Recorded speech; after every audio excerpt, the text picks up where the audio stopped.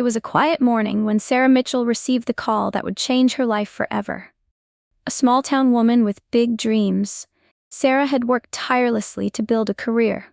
She had worked her way up through the ranks, never letting the challenges of her race and gender slow her down. But now, she was facing something much bigger than she could have imagined. The case was personal. Her brother Marcus had been wrongfully accused of a crime he didn't commit.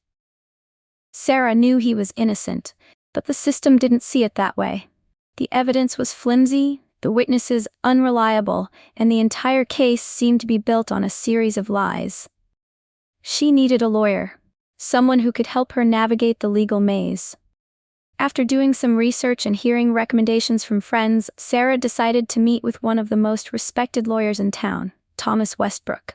He had built a name for himself, winning high-profile cases and boasting a reputation that intimidated many. Sarah was nervous but hopeful. She knew this case wasn't going to be easy.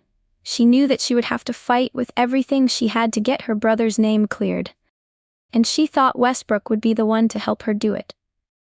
She had no idea that this meeting would mark the beginning of a battle she would fight alone. The meeting was set for 10 a.m., and Sarah arrived early. Trying to calm her nerves, she had been waiting for this moment. She had heard about Thomas Westbrook's impressive track record, the cases he'd won, and the influence he held in the legal world. She believed this would be the turning point for her brother. When Westbrook finally entered the room, he was everything she expected. Tall, well-dressed, and exuding an air of confidence.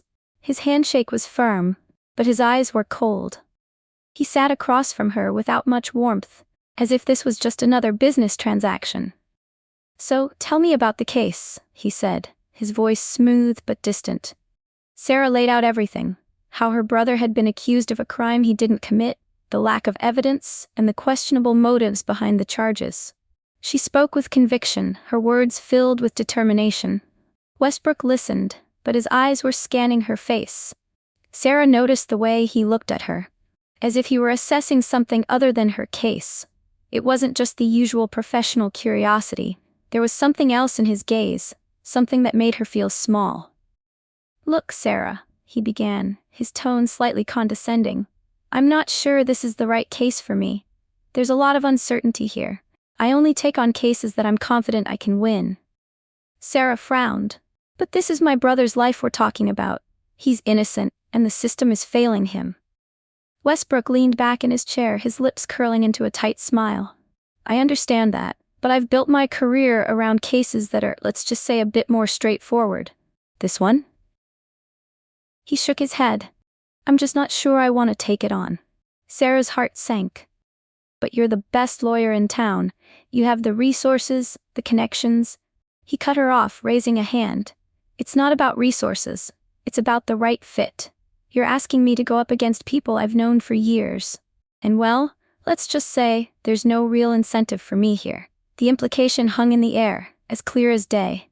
She wasn't the right fit for him, not because of the case, but because of who she was. Sarah stood up, feeling a rush of anger. "I won't waste your time any longer. Thank you." Westbrook didn't even look up as she left. As she walked out of his office, Sarah could feel the weight of the rejection.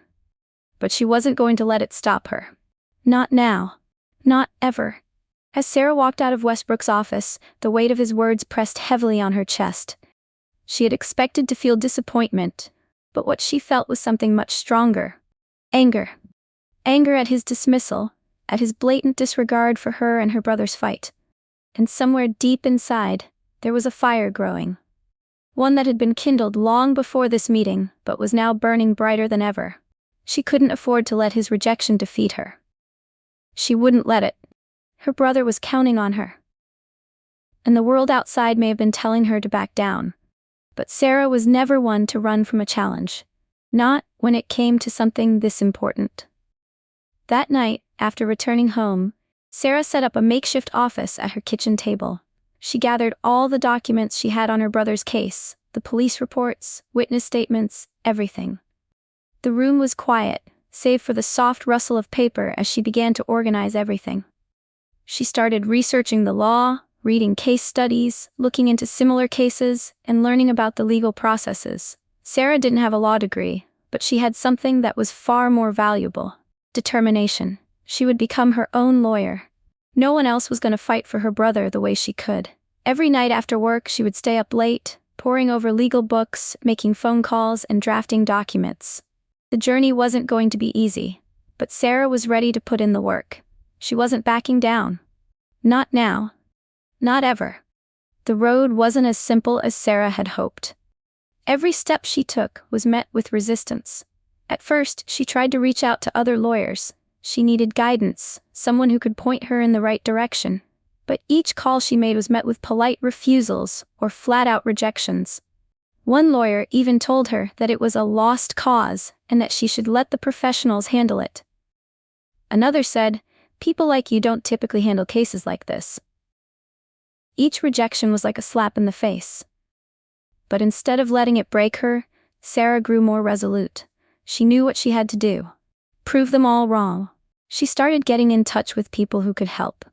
Researchers, paralegals, and even ex-lawyers who had left the profession. She scoured through public records, and slowly but surely, she began to piece together the truth. But it was slow work. Some nights, she felt like giving up. The pressure was overwhelming. There were moments when she doubted herself, wondering if she was in over her head.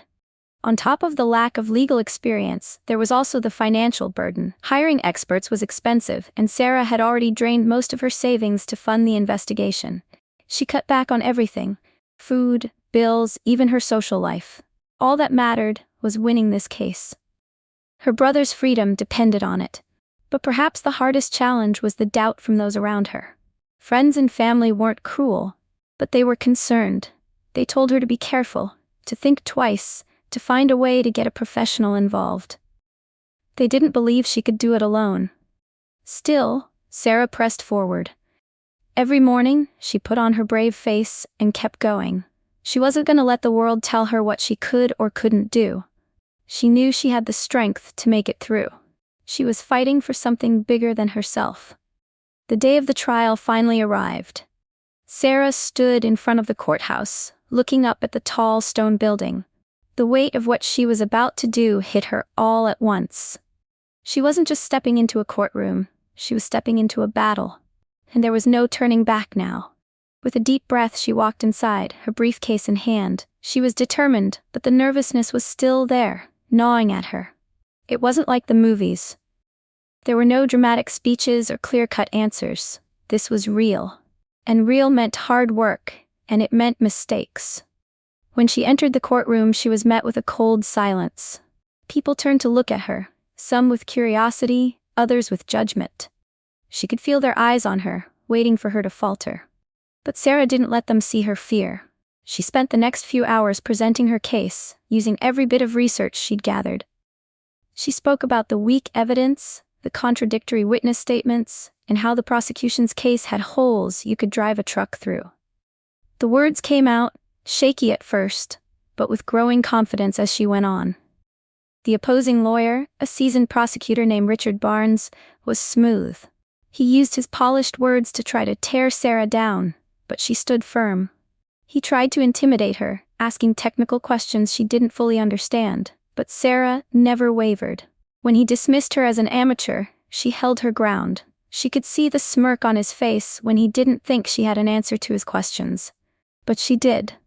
Every time he tried to break her, she fought back harder. She had no legal background, no fancy tricks, but she had something more important: the truth. As the first day of the trial ended, Sarah felt exhausted.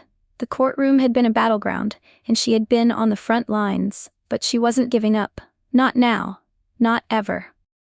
The trial was dragging on, each day feeling longer than the last. Sarah was tired, physically and mentally.